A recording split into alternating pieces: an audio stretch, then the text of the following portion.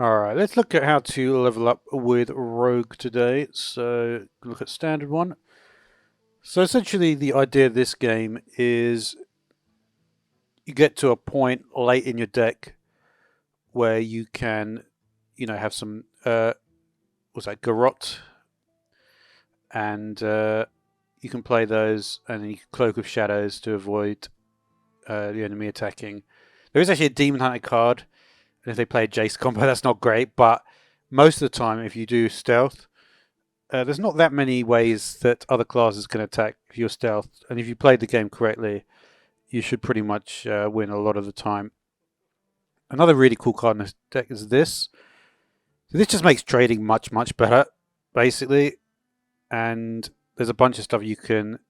You can obviously got your extortion, and you also have this, the Guild Trader. This is actually a very useful card because what this does with it synergizes really amazingly with Garrot.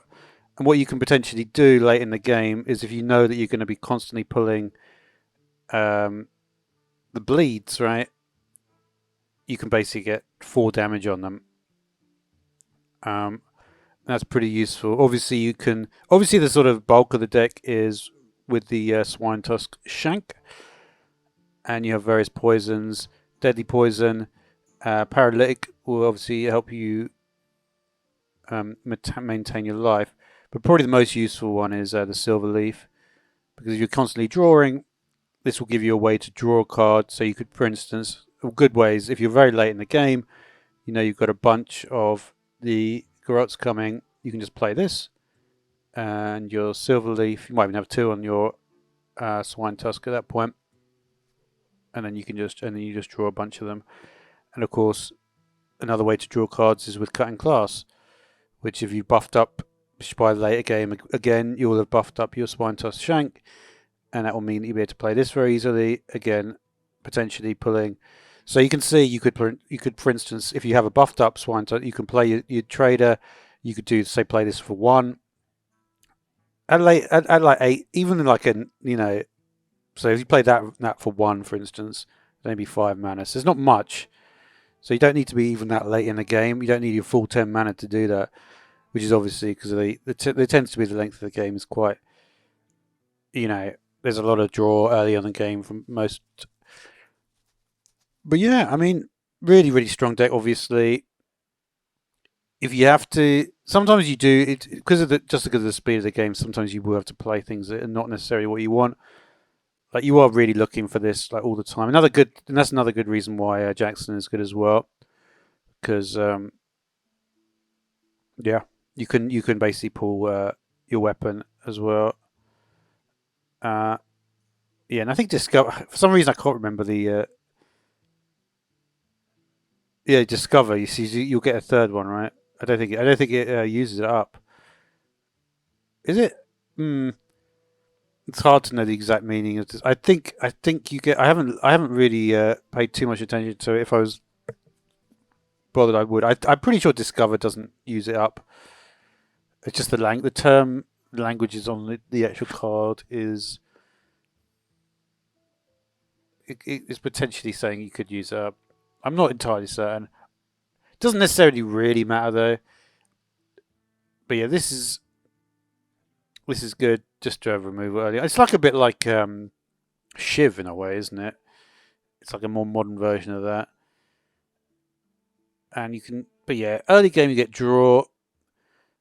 Regards to secret passage, one combo that I've always really liked is if you got Octobot out on 2, and then they put down a minion, say like a 2/3, say that Watchtower thing.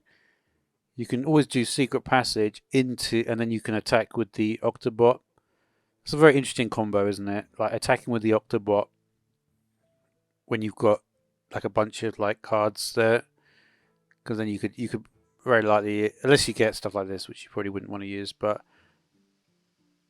you know, or you could do something like you could do if you get, say, in the 4 cards you get prep and a swindle, you then could combo that into, you could play that first, then do the Octobots. So lots of interesting like orders of operation. It's always the way with Rogue, which is why it's fun. But you can do lots of different uh, See, unlike Mage, where it's just like play as many cards as you can, and it doesn't really make much difference as long as they're not too expensive. I mean, I guess it's not that different. It feels like there's a bit more technique though with Rogue. I've always felt that. And I guess with the Mage Quest, there is a bit more technique as well. But anyway, but yeah, there's just really good cards. This card, sometimes you actually do want to play. If you're playing against like Warrior, sometimes you don't want to trade that. But yeah, you can trade. You can begin trading with this at 3. Really though, it's better to be at 4 or 5. You know, just because you just be able to much better. I mean, it's apart from like I mean, it's better than like the Sapience thing, that weapon, in a way, because you get it in your hand immediately. So that is one way to look at that. And yeah, this may be. I don't know if they're going to keep this. So they may keep the keyword. But yeah, I mean that's basically. I'm trying to think. If there's any cards. Brain Freeze, obviously control. But yeah, nothing really else to mention on that. I guess the Swine Touch. Sometimes, if you absolutely have to use it up, I guess you can. Because you do have 2 in the deck, but it's not a legendary or anything. So, but most of the time, you really only just want to have just 1, which is massively buffed. And obviously, this is a card that this is a whole deck that if Ooze suddenly comes back and everyone's using weapons, then it won't be quite so good. But they're not, and so it is. So thanks for watching.